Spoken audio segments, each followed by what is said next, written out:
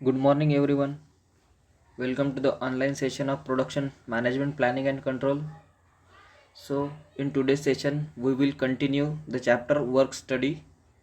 So, in the earlier class, we studied about the method study.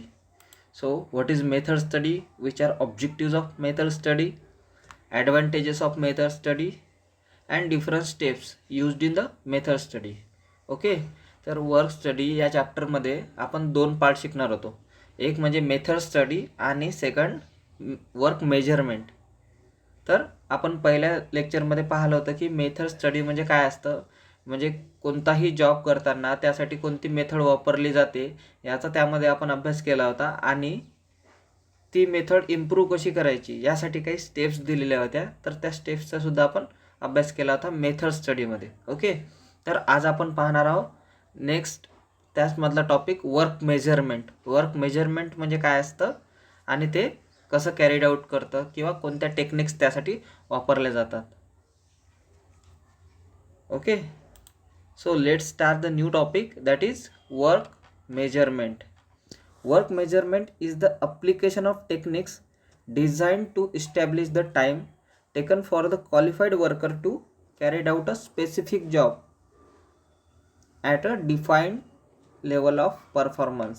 म्हणजेच work measurement म्हणजे काय असतं की ज्यामध्ये टाईम कॅल्क्युलेट केला जातो की एखाद्या वर्करला, जो क्वालिफाईड वर्कर आहे किंवा स्किल्ड वर्कर आहे, त्याला एक पर्टिक्युलर जॉब करताना तो पर्टिक्युलर जॉब करण्यासाठी किती वेळ लागतो, किती स्टँडर्ड टाईम लागतो, तर त्याला आपण काय म्हणतो, वर्क मेजरमेंट. ओके. आता कोणताही जॉब करताना जेव्हा म्हणतो तर जॉब म्हणजे काय असतं, एखादं ऑर्गनायझेशन आहे, एखादं प्रोसेसिंग युनिट आहे सपोज, आणि त्या प्रोसेसिंग युनिटमध्ये जर प्रोडक्शन डिपार्टमेंटमध्ये वेगवेगळे जॉब दिलेले असतात. जसं प्रोसेसिंगमध्ये पॅकेजिंग झालं, पॅकेजिंग हा एक काय झाला, स्पेशल जॉब झाला. तर एखादा वर्कर आहे जो एखाद्या मशीन ऑपरेट करत आहे, त्या मशीनवर जर त्याला पॅकेजिंगचा जॉब दिलेला आहे किंवा तो मशीन ऑपरेट करत आहे, तर तो झाला त्याला स्पेसिफिक जॉब. तर त्याला तो जॉब करण्यासाठी किती वेळ लागणार हे ज्यामध्ये कॅल्क्युलेट केलं जातं त्याला आपण काय म्हणू, work measurement. Okay. Work measurement it means to find out the different elements of production process. म्हणजे प्रोडक्शन प्रोसेसचे डिफरंट कोणते एलिमेंट आहे हे माहीत करून घेण्यासाठी काय केलं जातं, वर्क मेजरमेंट केलं जातं. Then it is used for finding the time taken for each element. म्हणजे प्रत्येक एलिमेंटला किती वेळ लागणार, म्हणजे प्रत्येक जॉबमध्ये जे काही एलिमेंट्स राहणार तर त्या एलिमेंट्सला किती वेळ लागणार हे माहीत करून घेण्यासाठी सुद्धा कशाचा वापर केला जातो, work measurement. Work measurement fix the standard time for performing the production process. म्हणजे प्रोडक्शन प्रोसेस कशी परफॉर्म करायची आहे, त्याला किती स्टँडर्ड टाईम लागणार हे निश्चित करणंसुद्धा कशाचं काम असतं, वर्क मेजरमेंटचं. ओके. तर स्टँडर्ड टाईम म्हणजे नेमकं काय असतो, आपल्याला माहिती आहे की दोन टाईम ऑर्गनायझेशनमध्ये लक्षात घेतले जातात. एक म्हणजे नॉर्मल टाईम आणि दुसरा असतो स्टँडर्ड टाईम. नॉर्मल टाईम म्हणजे काय असतं की एखादा पर्टिक्युलर जॉब आहे एखाद्या वर्करला दिलेला, जर तो जॉब जास्तीत जास्त 10 मिनिटामध्ये जर पूर्ण होत असणार आणि एखादा वर्कर आहे त्याला तो नॉर्मली 15 to 20 मिनिट घेतो, म्हणजे 15 ते 20 मिनिट लागतात त्याला. जो जॉब 10 मिनिटामध्ये होऊ शकतं त्याला तो 15 ते 20 मिनिटामध्ये पूर्ण करणार आहे, तर तो झाला नॉर्मल टाईम. पण जर तो जॉब 10 मिनिटामध्येच पूर्ण होत आहे, ज्या स्पेसिफाईड टेक्निक्स दिलेल्या आहेत किंवा जे काही प्रोसेस दिलेली आहे त्या प्रोसेसनेच तो जॉब करत आहे आणि एक डिझायर्ड लेवल ऑफ क्वालिटी आहे, 10 मिनिटामध्येच तो पूर्ण करत आहे आणि त्याला जी स्पेसिफिक क्वालिटी पाहिजे ती क्वालिटीसुद्धा येत आहे, तर तो झाला स्टँडर्ड टाईम. ओके. तर स्टँडर्ड टाईम म्हणजे काय असतं की एखादा स्पेसिफिक वेळेत स्पेसिफिक क्वालिटीचं काम करणं, त्याला आपण काय म्हणतो, स्टँडर्ड टाईम. तर त्या टाईमला काय म्हणतो आपण, स्टँडर्ड टाईम. ओके. तर वर्क मेजरमेंटचा वापर करून ऑर्गनायझेशन काय करतं की एखाद्या जॉबला स्टँडर्ड टाईम किती लागतो हे कॅल्क्युलेट करणार. ओके. तो work measurement is also called as time study. Work मेजरमेंटला आपण आणखी काय म्हणू शकतो, टाईम स्टडी, कारण त्यामध्ये आपण काय करणार आहोत, कोणत्या जॉबला किती वेळ लागणार याचा अभ्यास करणार आहोत. Work measurement is absolutely essential for both planning and control operation. म्हणजेच ऑर्गनायझेशनमध्ये जेव्हा प्लॅनिंग केलं जातं कोणत्याही प्रोडक्शन डिपार्टमेंटमध्ये, तर प्लॅनिंग आणि कंट्रोल जेव्हा करणार तेव्हा वर्क मेजरमेंट हा महत्त्वाचा असतो. कारण आपण पाहिलेलं आहे की प्लॅनिंग आणि कंट्रोलमध्ये महत्त्वाचा एक एलिमेंट असतो शेड्युलिंग. शेड्युलिंगमध्ये आपण काय करतो की कोणता जॉब केव्हा करणार हे आपण त्यामध्ये निश्चित करतो. तर त्यामुळे वर्क मेजरमेंट हे खूप महत्त्वाचं असतं प्लॅनिंग आणि कंट्रोलमध्ये. Without work measurement we cannot determine the capacity of facility.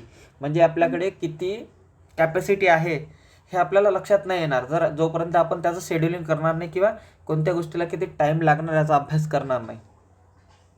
We are not in position to determine the rate of production and also labour utilisation. म्हणजेच आपण जेव्हा टाईमचा अभ्यास केला नाही किंवा कोणता जॉबला किती वेळ लागणार याचा जर आपण अभ्यास केला नाही तर आपल्याला किती प्रमाणात प्रोडक्शन घ्यावं लागणार आणि आपण किती प्रमाणात प्रोडक्शन घेऊ शकतो ह्या गोष्टी ऑर्गनायझेशनला लगेच लक्षात येणार नाही. त्यामुळे वर्क मेजरमेंट हे महत्त्वाचं असतं. Okay, so objectives and uses of work measurement. So what are different objectives, why work measurement is important. So first objective is manpower planning.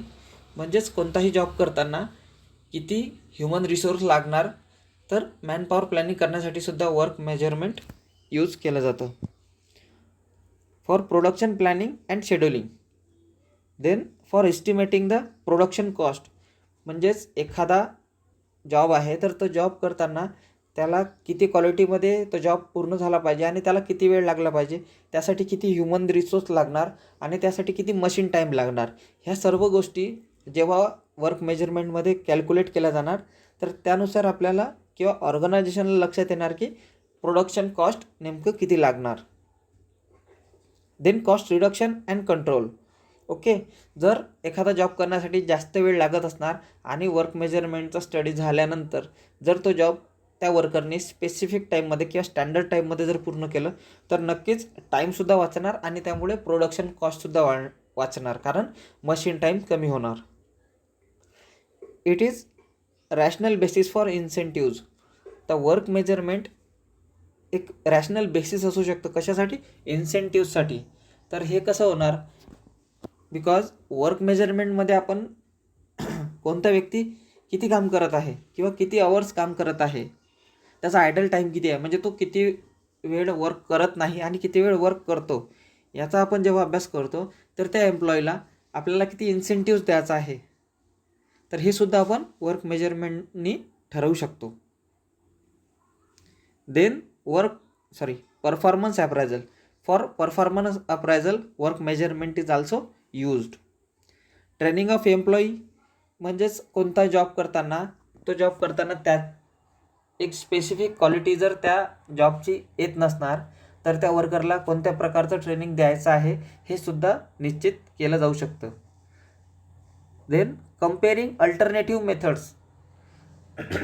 म्हणजेच एखादा स्पेसिफिक जॉब करताना जर एखादा स्टँडर्ड टाईम सेट केलेला आहे आणि त्या स्टँडर्ड टाईममध्ये जर त्या प्रोसेसनुसार ते वर्क होत नसणार तर काही अल्टरनेटिव्ह सर्च करावे लागतात ऑर्गनायझेशनला, तर वर्क मेजरमेंटमुळे ते सुद्धा पॉसिबल होतं. Accepting new orders and fixing the selling cost. So it is also possible by work measurement. Okay, so these are the objectives of the work measurement.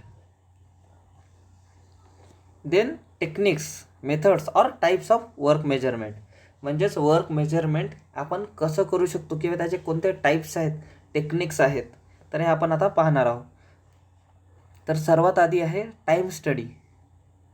Okay, then work sampling, then synthesis method, then predetermined motion time system, that is PMTS, then analytical estimating and historical data. तर time स्टडीमध्ये आपण generally काय पाहणार आहोत, जसं एखादा job आहे तर त्याला नेमकं किती वेळ लागतो, म्हणजे आपण नेमकं याच्यात मेथड कोणती वापरणार, स्टॉपवॉच मेथड. जनरली स्टॉपवॉच मेथडनेच कोणतेही जॉब कॅल्क्युलेट केले जातात. तर टाईम स्टडीमध्ये आपण पाहणार स्टॉपवॉच लावून की आपल्याला कोणतं वर्क करण्यासाठी किती वेळ लागतो. Then work sampling. In work sampling workers are observe many times at random. म्हणजेच एखादा वर्कर काम करत आहे तर त्याला एक रँडमली त्यावर लक्ष दिलं जाणार सुपरवायझरकडून आणि त्याचं वर्क सॅम्पलिंग घेतलं जाणार. Then synthesis method. सिंथेसिस मेथडमध्ये काय केलं जाणार, जो जॉब आहे हा पूर्ण जॉब डिवाईड केले जाणार वेगवेगळ्या भागामध्ये आणि त्यानुसार त्याचं सॅम्पलिंग घेतलं जाणार. Then predetermined motion time system. Here normally 3 times are fixed. म्हणजेच एखादा जॉब आहे तर त्या जॉबला नॉर्मल टाईम किती लागतो, त्यानंतर तो जॉब लवकरात लवकर केला तर किती वेळ लागणार आणि एकदम फास्टमध्ये जर तो जॉब केला तर किती वेळ लागणार, म्हणजे predetermined motion time system. Then analytical estimating. So it uses or it fixes the standard time for job which are very long. म्हणजे ॲनालिटिकल एस्टिमेटिंगमध्ये काय केलं जातं की जे जॉब्स आहे ज्यांना खूप जास्त वेळ लागतो तर त्या जॉब्सला एक स्टँडर्ड टाईम सेट केला जातो. Then historical data method. म्हणजे ज्यामध्ये जे काही पास्ट परफॉर्मन्स आहेत ऑर्गनायझेशनमध्ये तर त्या ऑर्गनायझेशनमध्ये जे काही पास्ट परफॉर्मन्स आहे त्यानुसार त्याचा अभ्यास केला जाणार. तर आता आपण ह्या सर्व मेथड डिटेलमध्ये पाहूया. So first of all, time study. So a work measurement technique for recording a time and rates of working for the elements of specified job carried out under specified condition and for analyzing the data so to determine the time necessary for carrying out the job at defined level of performance. In other words, measuring the time through the stopwatch is called time study. Okay, म्हणजेच एखादा job करण्यासाठी स्टॉपवॉचने time calculate करणं त्याला आपण काय म्हणतो, time study. तर ही झाली पहिली मेथड ज्यामध्ये काय केलं जातं, टाईम कॅल्क्युलेट केला जातो की एखादा जॉब करण्यासाठी किती वेळ लागतो, नॉर्मल टाईम किती लागणार आणि स्टँडर्ड टाईम किती लागणार. Okay. Then the next method is synthetic data. Okay. So in synthetic data, it is a work measurement technique for building up the time for the job or spans of the job at a defined level of performance by totaling elements times obtained previously from the time studies. म्हणजेच synthetic डेटामध्ये काय केलं जाणार की एखादा job आहे तो job करण्यासाठी किती वेळ लागणार. ओके. तर तो पूर्ण जो जॉब आहे हा डिवाईड केला जाणार वेगवेगळ्या एलिमेंट्समध्ये. म्हणजे जर तुम्हाला एक एक्झाम्पल द्यायचं झालं तर एखादा रायटर आहे. ओके. तर त्या रायटरला जर एखादं बुक पब्लिश करायचं आहे तर तो बुक पब्लिश करताना त्याच्याकडे सिंथेटिक डेटा म्हणजे कोणता डेटा राहणार जनरली, तर त्याला टायपिंग करण्यासाठी किती वेळ लागला. ओके. त्यानंतर त्याला तो एडिटिंग करण्यासाठी किती वेळ लागला, त्यानंतर प्रिंटिंगसाठी आणि बाइंडिंगसाठी. तर हे झाले 4 एलिमेंट. सिंथेटिक डेटामध्ये आपण काय केलं की एखादा जॉब आहे तो जॉब पूर्ण करण्यासाठी त्याला आपण वेगवेगळ्या एलिमेंट्समध्ये डिवाईड केलं. जसं मी तुम्हाला एक एक्झाम्पल दिलं की एक बुक पब्लिश करायचं आहे. ओके. एक बुक पब्लिश करण्यासाठी आपल्याला कोणता वेळ कॅल्क्युलेट करावा लागतो. जसं की आपल्याला टायपिंगला किती दिवस लागलेले आहेत, त्यानंतर एडिटिंगला किती दिवस लागले आहेत, त्यानंतर प्रिंटिंगला किती दिवस लागले आणि बाइंडिंगला किती दिवस लागले. तर या सर्व दिवसांची जेव्हा आपण टोटल करू म्हणजेच हा काय झाला सिंथेटिक डेटा. तर या सर्व दिवसांची टोटल केल्यानंतर आपल्याला काय मिळणार की एक बुक पब्लिश करण्यासाठी आपल्याला किती दिवस लागतात. तर हेच अशाच प्रकारची टेक्निक ऑर्गनायझेशनमध्ये सुद्धा वापरली जातं की एखादा जॉब आहे किंवा एखादा प्रोडक्ट तयार करायचा आहे तर तो प्रोडक्ट तयार करण्यासाठी त्याला वेगवेगळे ऑपरेशन्स लागणार. तर प्रत्येक ऑपरेशनला वेगवेगळ्या एलिमेंट्समध्ये डिवाईड केलं जातं आणि त्यानंतर त्याला जो काही टाईम लागला त्याचं टोटल कॅल्क्युलेशन करून त्यासाठी नेमकं एक स्टँडर्ड टाईम किती लागणार हा कॅल्क्युलेट केला जातो. तर ही झाली synthetic data method. Okay. Then the next one is work sampling. So work sampling method was developed by the Henry Caleb in 1934. 1934ला हेनरी कॅलेब नावाच्या एका शास्त्रज्ञांनी ही मेथड डेव्हलप केली होती. तर ही मेथड कशासाठी वापरतात So this is a technique in which a large number of observations are made over a period of time of one or group of machines, processes or workers. म्हणजेच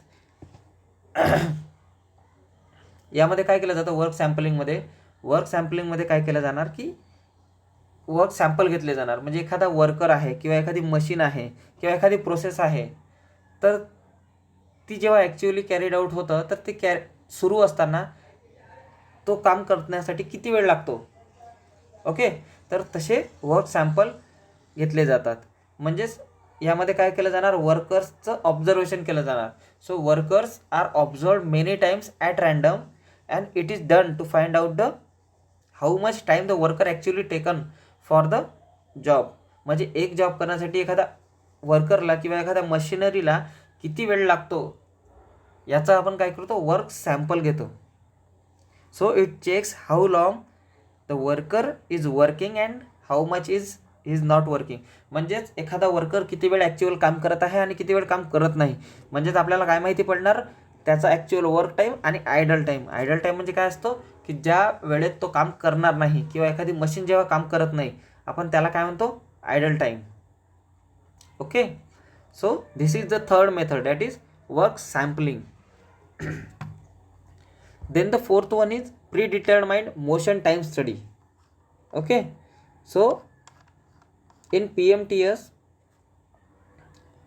a normal times are fixed for the basic human motions. म्हणजेच जे काही basic human motions आहेत, जे काही काम करण्याची पद्धती आहे, तर त्याला नॉर्मली किती वेळ लागतो हे नॉर्मल टाईम फिक्स केला जातो किंवा आधीच फिक्स केला जातो की कोणता जॉब करण्यासाठी नॉर्मल टाईम किती लागणार. Okay, so these times values are not used for fix time required for doing job. म्हणजेच एखादा पर्टिक्युलर जॉब आहे तर त्याला एक फिक्स टाईम नसतो, एक नॉर्मल टाईम सेट केला जातो की कमीत कमी एवढ्या वेळेत हा जॉब झाला पाहिजे. Okay, so normally 3 times are fixed for one job. म्हणजेच एखादा जॉब पूर्ण करण्यासाठी 3 टाईम फिक्स केले जातात. तो जॉब नॉर्मल टाईममध्ये किती वेळात होतो, त्यानंतर तो फास्टमध्ये जर केला तर किती वेळात होतो, आणि व्हेरी फास्ट म्हणजेच लवकरात लवकर जर केलं तर ते काम किती लवकर होऊ शकतं. तर असे 3 प्रकारचे टाईममध्ये वर्क कॅल्क्युलेट केलं जातं किंवा कोणताही जॉब कॅल्क्युलेट केला जातो की तो नॉर्मल टाईममध्ये किती वेळात होतो, त्यानंतर जर फास्टमध्ये जर तो काम केलं तर तो किती वेळात होणार, आणि व्हेरी फास्ट म्हणजे थोडा जास्त फास्ट जर ते काम केलं तर किती वेळात होणार. तर अशा प्रकारे 3 टाईममध्ये तो डिवाइड केला जाऊ शकतो. And the method used for calculating the PMTS is TMU, or it is also called as time measurement unit or time measuring unit. Okay, then the next method is analytical estimating. In analytical estimating, the work being a development of estimating whereby the time required to carry out elements of a job at defined level of performance is estimated partially from knowledge and practical experience of the elements concerned and partially from synthetic data. म्हणजे जो काही synthetic data आहे, म्हणजे synthetic डेटामध्ये आपल्याला माहिती पडलेला आहे की एका जॉब करण्यासाठी वेगवेगळ्या आपण त्या जॉबला डिवाईड केलं होतं वेगवेगळ्या एलिमेंटमध्ये. तर वेगवेगळ्या एलिमेंट्सला किती वेळ लागतो, तर त्या एलिमेंटचा अभ्यास करूनच काय केलं जातं, ॲनालिटिकल एस्टिमेटिंग केलं जातं. ॲनालिटिकल एस्टिमेटिंग हे जनरली ज्या जॉब्सला खूप जास्त वेळ लागतो, म्हणजे एखादा जॉब आहे तो जॉब करण्यासाठी जर 3 ते 4 तास लागतात किंवा एक पूर्ण दिवस लागतो, तर अशा जॉबला वेगवेगळ्या एलिमेंट्समध्ये डिवाईड केलं जातं आणि वेगवेगळ्या एलिमेंट्सला किती वेळ लागणार तर त्याचं कॅल्क्युलेशन केलं जाणार सिंथेटिक डेटामध्ये. तर तोच डेटा ॲनालिटिकल एस्टिमेटिंगमध्ये सुद्धा वापरला जाणार. तर ह्या झाल्या मेथड्स कशाच्या, वर्क मेजरमेंटचा. तर आपण त्यामध्ये कोणत्या कोणत्या मेथड्स पाहिल्या, टाईम स्टडी ज्यामध्ये एखाद्या जॉबला किती वेळ लागणार हे कॅल्क्युलेट केलं जाणार. देन सिंथेटिक डेटा ज्यामध्ये एखाद्या जॉबला वेगवेगळ्या एलिमेंट्समध्ये डिवाईड केलं जाणार. देन वर्क सॅम्पलिंग म्हणजे एखादा वर्कर किंवा एखादी मशिनरी जर काम करत आहे तर तो काम करताना तो ॲक्च्युअल किती वेळ काम करत आहे आणि किती वेळ काम करत नाही हे ऑब्झर्वेशननी ठरवलं जाणार. तर याला काय म्हणतो आपण, वर्क सॅम्पलिंग. त्यानंतर आपण पाहिलं PMTS, that is predetermined motion time study. तर यामध्ये काय केलं जातं, एखादा जॉब करण्यासाठी आधीच ठरवलं जातं की नॉर्मल टाईम किती लागणार, आणि त्यामध्ये टाईमचा अभ्यास कसा केला जातो, 3 प्रकारे केला जातो. एखादं काम नॉर्मलीमध्ये किती वेळात पूर्ण होतं, थोडं फास्ट केलं तर किती पूर्ण होणार, आणि एकदम फास्ट जर ते काम केलं तर किती वेळात पूर्ण होऊ शकतं. आणि ॲनालिटिकल एस्टिमेटिंगमध्ये काय वापरलं जातात, सिंथेटिक डेटाचा वापरला जातो. सिंथेटिक डेटा म्हणजेच काय असतं की एखादा जॉब करण्यासाठी जो वेगवेगळ्या एलिमेंटमध्ये जॉब डिवाईड केलेला आहे, तर वेगळ्या सेपरेट एलिमेंटला किती वेळ लागतो, तर त्यानुसार ॲनालिटिकल एस्टिमेटिंग जे जॉब खूप जास्त वेळ घेतात किंवा या जो परफॉर्म करण्यासाठी जास्त वेळ लागतो, त्यासाठी काय केलं जातं, ॲनालिटिकल एस्टिमेटिंग केलं जातं. Then the next topic is the work measurement techniques and their application. म्हणजेच वर्क मेजरमेंट टेक्निक आणि त्याचे काय अप्लिकेशन्स आहेत. तर सर्वात पहिले time study. So application of time study, it is used for short cycle repetitive jobs widely used for direct work.